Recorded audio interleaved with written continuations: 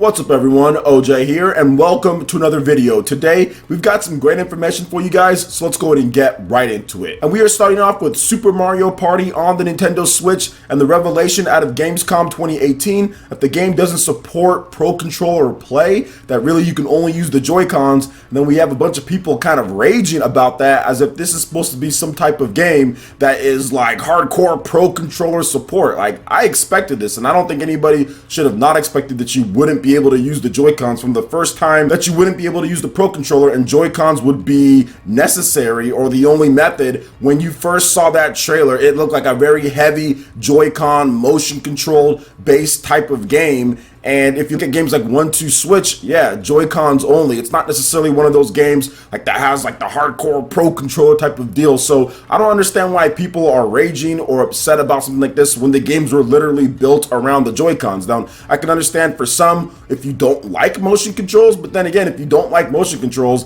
then Super Mario Party is probably not your type of game. I know Super Mario Party before in the past, or Mario Party games in the past, used a Pro Controller and things like that, or used regular controls, but most of them had weird Wii Remote or Wii U gamepad type of deals anyway, so it wasn't like you're using Pro Controllers a lot for those games beforehand, unless it was something weird like with the Wii U gamepad, for example, you're doing something with that. So a lot of the modern Mario Party games have always used some type of weird gimmick or motion controls or something like that, or Wii Remote by its side or some type of deal, and this is no exception to that. So I expected it to be pretty much Joy-Cons only and not really the Pro Controller, because you're going to have some games that work with the Pro Controller, some games that don't work with the Pro Controller. Okay, get out your Joy-Cons for this. So they just made it, hey, all the games, just Joy-Cons only. I can understand, but then again, I can see for people who are like, man, I really would like to use my Pro Controller, or I don't have enough Joy-Cons because they already have, like, let's say 2 Joy-Cons that you get with the system, then also like a Pro Controller, and then so like a third person can play. So I get it for that, but it's not really surprising if the game doesn't support regular Pro Controller play based off of what we've seen with 1-2 Switch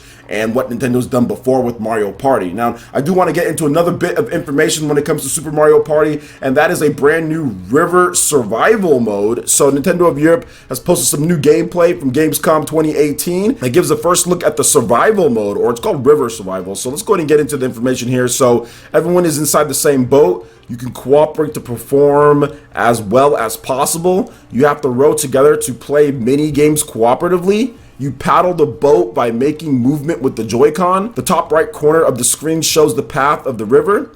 Timer in the top left corner shows how much time you have left on the river. Hitting a balloon triggers a mini game. Do as well as possible in the mini games to get extra seconds on the river. S-rank mini games grant the most seconds. Intersections / different paths on the river.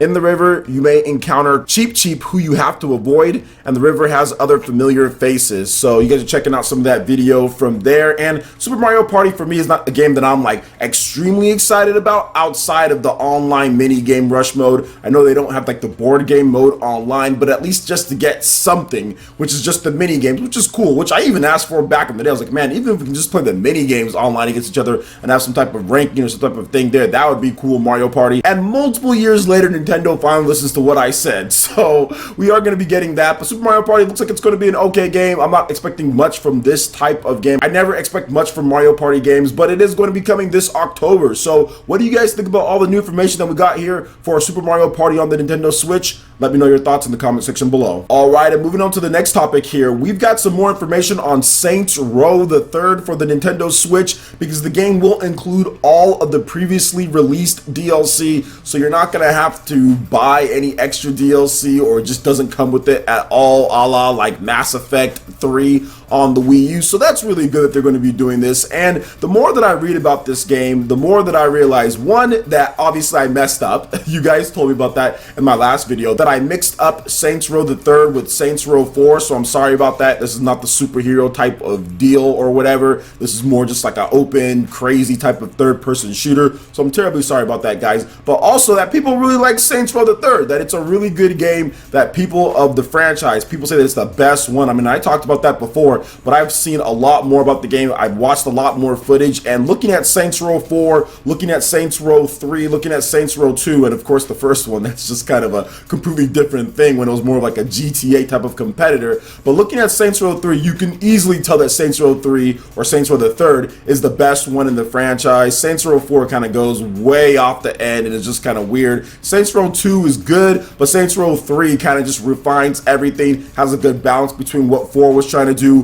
what 2 was trying to do, and kind of having its own identity and like the gameplay and how smooth it is and things like that. So I think that if Saints Row the Third can come out at a good price, guys, obviously it needs to be priced well. 20 bucks would be the ideal, but you know it's probably not going to be that. Obviously $60 would be way too expensive. People have been saying, oh well, it's probably going to be 60. I don't think it's going to be 60 just because this game is from 2011. It doesn't have the type of repertoire, it doesn't have the type of like name like Skyrim they can charge 60 because they did just charge 60 just a bit ago on the PS4 and Xbox One, and it has all that content in there. Saints Row is not up to that caliber, so I think it's going to be somewhere between 29 and 39. I think it's going to be somewhere between that price. 29 based on all the content compared to other systems. Obviously it's a lot more expensive because of how old the game is, but at the same time there's a lot of people who probably haven't played Saints Row the Third, and if they include some cool Joy-Con stuff, for example, like you have motion aiming and things like that, HD rumble, if they actually go in with the Switch features of the game, having a portable version of Saints Row the Third is actually going to be pretty cool. So I think that they can get away with 39, but that would still be a bit high.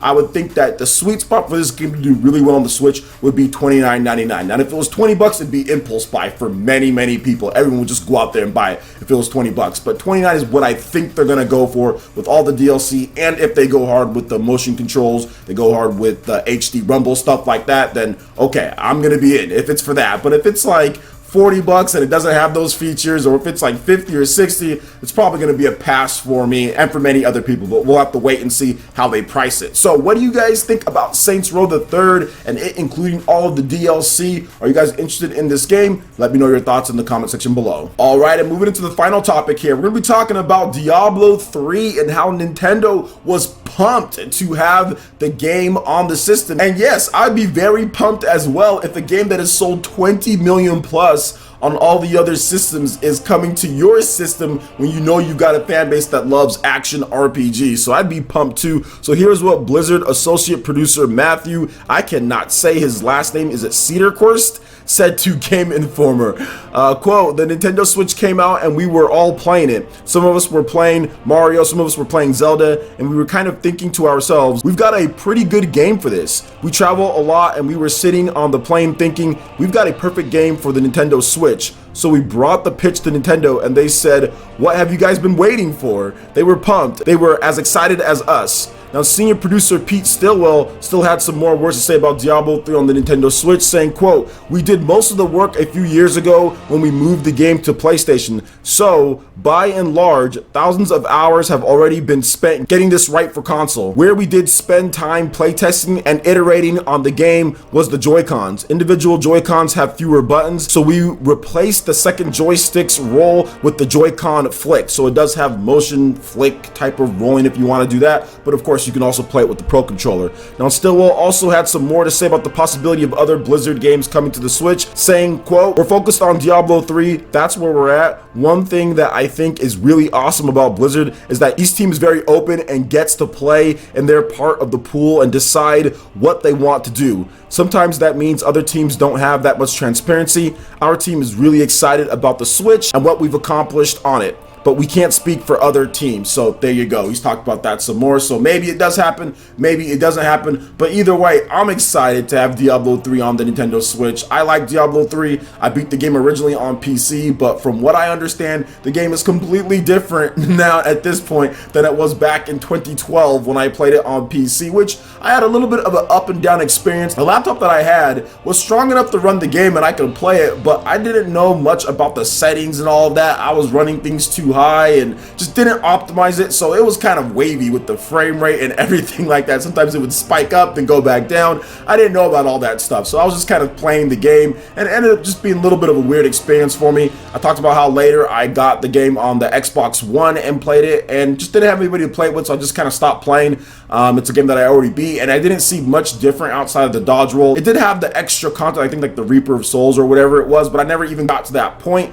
So with Diablo 3 on the Nintendo Switch, now that I have a community that I can play with, now that things are a little bit different when it comes to the game, not even a little bit, a lot bit different. There's so much more content in there. There's seasonal characters. There's so many different enhancements and patches and content that they've added. It might even be a completely different game at this point, because I haven't played Diablo seriously in a long time. Heck, even back on the Xbox One, that was 2015, so we're talking 3 years ago plus on that, then even more with the PC release. So I'm excited to kind of get my hands on this one and see what's changed up on the Nintendo Switch. Everything's running pretty smooth here. We got 60 frames per second. It's looking good docked and undocked, so I'm excited to play through, kind of see what they've done, how they changed things up, and just kind of see what they do with the Nintendo Switch. Of course, they have like the Ganon stuff in there. I think that was fantastic. That's going to get people to get the game. Of course, the price is $60, so a lot of people are kind of like, you know, kind of raising their eyebrow at that type of price point. But for me, I'm looking at it like, man, is this game going to be worth that 60 when it comes to the content in there? Is it going to be worth it? Like, am I going to put enough hours in there to justify